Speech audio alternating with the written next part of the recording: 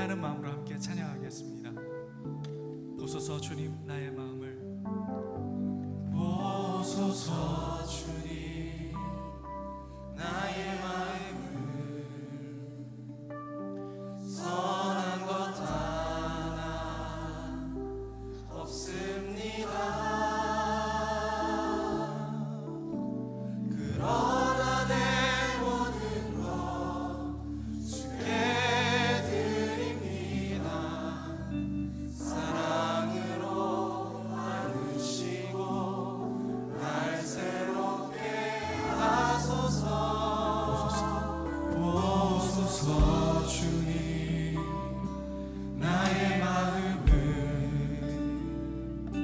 선한 것 하나 없습니다. 그러나 내 모든 것 주께 드립니다. 사랑으로 안으시고 날 새롭게 하소서. 주님 마음 내게 주소서. 내 아버지 주님 마음 내게 주소서. 나를 향하신 주님의 뜻이 이루어지도록 주님 마음. 여러분의 이야기를 내립니다. 다시 한번 보소서 주님, 보소서 주님 나의 마음을, 선한 것 하나 없습니다. 하나님 우리의 모든 것을 주 앞에 드리니, 그러나 내 모든 것 사랑으로 우리를 새롭게 하시고 하나님 우리를 품어주시기 바랍니다. 안으시고 날 새롭게 하소서. 주님 마음 내게 주소서. 내 아버지 주님 마음 내게 주소서. 나를 향하신 주님의 뜻이 이루어지도록 주님 마음 내게 유용성을 고려하지 마십시오. 내가 달려갈 길과 주 예수께 받은 사명, 곧 하나님의 은혜의 복음을 증언하는 일을 마치려 하면은 나의 생명조차 조금도 귀한 것으로 여기지 아니하노라. 사도행전 20장 24절. 비전 없이 하나님을 섬기는 것은 쉽습니다. 소명 없이 주를 위해 일하는 것도 쉽습니다. 그 이유는 하나님의 요청에 의해 간섭을 받지 않아도 되기 때문입니다. 이러한 자들에게는 기독교적인 감상으로 포장된 상식이 그들의 인도자가 됩니다. 하나님의 소명을 깨닫지 못하더라도 더욱 창성하여 성공할 수 있고 여유도 누릴 수 있습니다.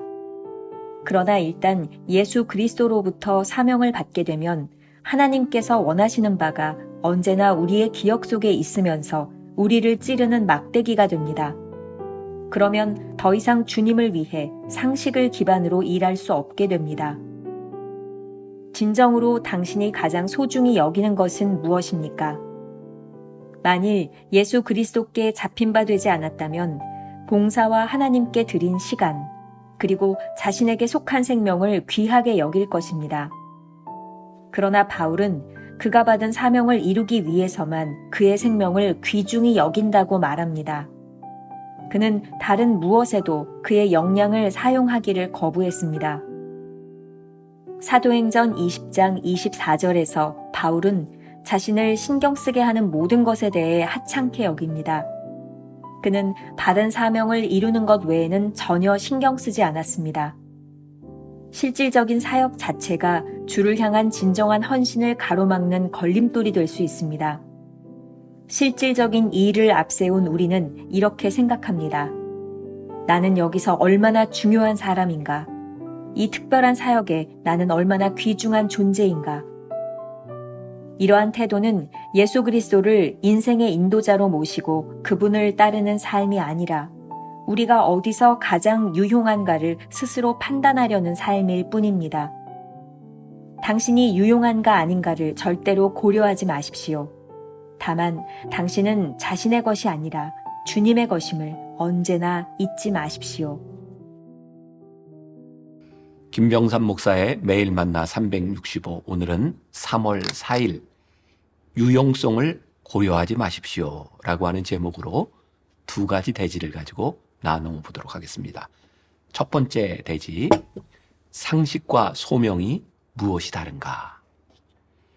오늘 묵상에서도 챔버스는 상식과 소명 두 가지의 단어의 차이를 들어서 올바른 신앙의 기준이 무엇인가를 설명하고 있습니다. 혹시 우리는 이런 태도를 갖고 있지 않나요? 챔버스의 글을 조금 인용하겠습니다. 비전 없이 하나님을 섬기는 것은 쉽습니다. 소명 없이 주를 위해 일하는 것도 쉽습니다. 그 이유는 하나님의 요청에 의해 간섭을 받지 않아도 되기 때문입니다. 이러한 챔버스의 말들은 그가 해왔던 사역과 그의 태도에서 엿볼 수 있습니다. 오늘의 글을 보면 챔버스의 삶이 상당히 빡빡하거나 드라이했을 것이다 라고 생각하기 쉽습니다. 하지만 챔버스의 글과 또 그의 강의는 아주 유머러스했던 것으로 알려져 있습니다. 그의 전기 순종에도 보면 그가 얼마나 때때로 유머러스한 사람인지가 이곳저곳에서 나오고 있죠. 지난 묵상에서도 잠깐 언급했지만 챔버스의 전기에 나오는 그가 신시내티에 강의를 하러 갔을 때 자신을 돌보던 부부와 함께 펜실베니아에 겨울 휴가를 가서 눈썰매를 타며 아주 즐겁게 지내는 그런 경험담이 나와 있습니다. 저도 굉장히 흥미롭게 보았던 것 중에 하나는 그가 아내와 함께 미국 전도여행을 마치고 집으로 돌아올 때 하나님을 신뢰하며 지금 할 수 있는 일을 하라. 그리고 그것은 낮잠을 자는 것이다. 라고 잠을 잤던 그의 모습도 기억을 합니다. 그가 그렇게 빡빡하거나 드라이한 사람이 아니었다고 하는 것을 여기저기에서 보게 되는 거죠. 챔버스가 소명을 이야기할 때 이것이 결코 무미건조한 삶을 살라는 것이 아님을 우리가 알아야 합니다. 중요한 것은 무엇을 하든지 소명과 관계된 삶을 살라는 것입니다. 하나님이 우리에게 소명을 주실 때 그 속에서 우리는 얼마든지 여유로운 시간을 보낼 수 있을 것입니다. 또한 하나님께서 허락하시는 관계 속에는 삶을 풍성하게 하는 것도 그리고 따뜻한 우정도 포함되어 있습니다. 챔버스가 지적하는 것은 우리가 하는 일들이 소명이 아닌 인간적인 상식에 기초한 일들이 될 때 그것을 우려하는 것이죠. 인간적 상식이 원하는 성공과 여유들이 소명과 관계없을 때 우리를 얼마나 세속적으로 만들고 우리를 얼마나 타락하게 만들 수 있는지를 알기 때문입니다. 챔버스의 글 중에 찌르는 막대기라는 표현이 자주 등장합니다. 여러분들이 주나체를 쭉 묵상하는 중에 이 표현이 등장할 때 밑줄을 한번 쳐보세요. 상당히 흥미롭습니다. 하나님께서 우리에게 주신 사명은 늘 우리의 기억 속에서 찌르는 막대기가 됩니다. 그때 우리가 하는 일들은 더 이상 상식에 근거하는 것들이 아니라 주님을 위해 일하게 되는 것입니다. 여러분들을 찌르는 막대기가 올 때, 우리는 주님의 뜻이 무엇인지를 발견하게 되는 거죠. 우리가 기억해야 될 한 줄 노트. 같은 일을 해도 그것이 소명에 근거하는지 상식에 기초한 일인지 구별할 줄 알아야 합니다. 두 번째 주제, 유용함은 우리의 고려 대상이 아니다. 우리의 삶에 가장 소중히 여겨야 하는 것은 무엇일까요? 오늘 챔버스는 묵상글에서 사도행전 20장 24절에 나오는 사도 바울의 고백을 본문으로 택하고 있습니다. 같이 읽어볼까요? 내가 달려갈 길과 주 예수께 받은 사명 곧 하나님의 은혜의 복음을 증언하는 일을 마치려 하면은 나의 생명조차 조금도 귀한 것으로 여기지 아니하노라. 사도 바울은 자신이 받은 사명을 위해서만 자신의 생명을 귀중히 여긴다고 말합니다. 그런데 우리가 하나님이 주신 사명과 사역 자체를 구별하지 못할 때 심각한 문제가 발생합니다. 우리는 열심히 주님을 위해 사역을 한다고 하는데 그러한 열심이 주님을 향한 우리의 진정한 헌신을 가로막을 수 있다는 것이죠. 목회자로서 그런 생각을 합니다. 하나님이 나를 불러주셨어. 그런데 만일 내가 성공을 위해서 일하고 있다면, 혹시 직분을 가진 여러분들, 하나님이 나를 장로로, 권사로, 집사로 불러주셨어. 그런데 언제부터인가 우리들이 나의 직분의 존재감을 드러내려고 한다면 이것은 헌신을 가로막는 일들이 될 수 있다. 우리들에게 맡겨주신 사역이 헌신을 가로막을 수 있다. 무서운 일이죠. 사역 자체를 사명으로 혼동하기 시작할 때 우리들에게 유용성이라는 논리가 고개를 들기 시작합니다. 사역은 사명을 위한 도구가 되어야지 사역이 목적이 되어서는 안 된다는 것을 명심해야 합니다.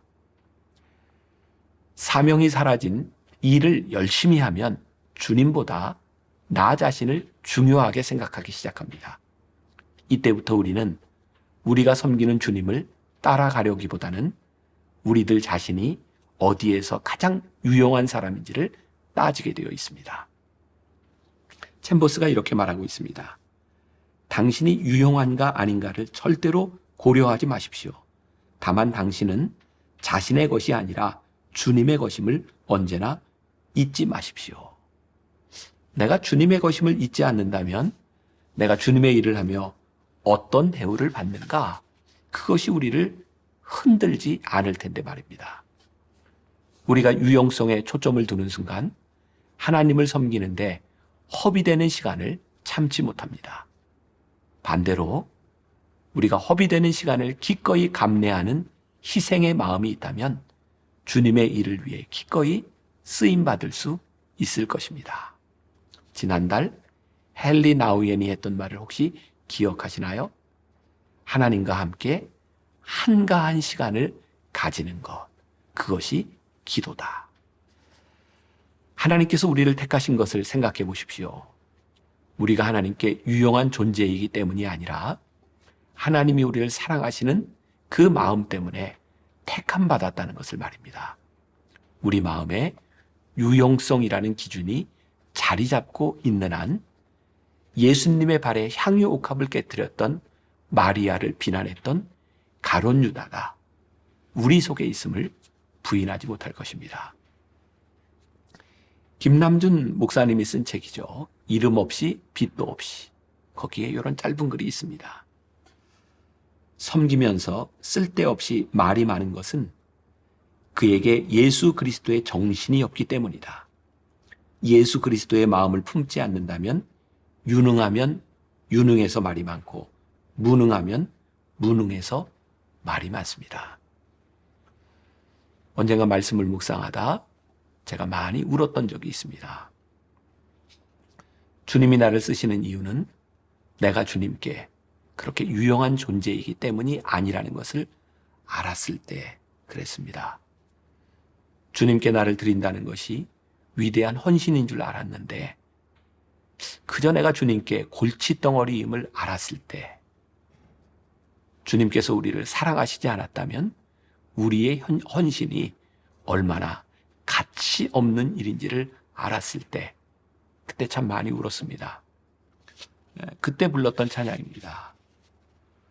보소서 주님 나의 마음은 선한 것 하나 없습니다.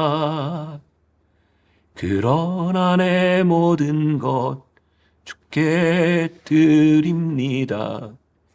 사랑으로 안으시고 날 새롭게 하소서. 주님 마음 내게 주소서. 내 아버지 주님 마음 내게 주소서. 나를 향하신 주님의 뜻이 이루어지도록 주님 마음 내게 주소서. 보소서 주님, 나의 마음은 선한 것 하나 없습니다. 내 속에 선한 것이 없음을 알았습니다. 내 모든 것 주께 드릴 수 있는 이유, 주님께서 우리를 사랑하시기 때문입니다. 우리가 기억해야 될 한 줄 노트. 주님이 우리의 헌신을 귀하게 여기시는 것은 우리가 유용하기 때문이 아니라 그저 우리를 사랑하시기 때문입니다. 오늘 하루 이런 질문으로 살아볼까요? 우리가 주님께 그렇게 필요한 존재일까요? 주님이 우리의 헌신을 받으시는 이유는 무엇일까요? 기도하겠습니다. 하나님, 우리는 주님의 일을 하면서 늘 그런 생각을 많이 했던 것 같습니다. 주님, 내가 얼마나 유용한 사람인가요? 주님, 내가 마땅한 대우를 받고 있나요? 주님, 나의 헌신이 얼마나 훌륭한가요? 그런데 오늘 주님께서 깨닫게 하시는 것이 있습니다. 내가 너희를 사랑하지 않았다면 너희의 헌신이 무슨 가치가 있겠니? 내가 너희를 부르지 않았다면 너희들이 하는 일들이 무슨 의미가 있겠니? 오늘 하루 우리를 부르신 주님 앞에 우리의 모습을 내어놓고 주님 감사합니다. 그 고백으로 하루를 살아가게 하여 주옵소서. 예수님의 이름으로 기도했습니다. 아멘.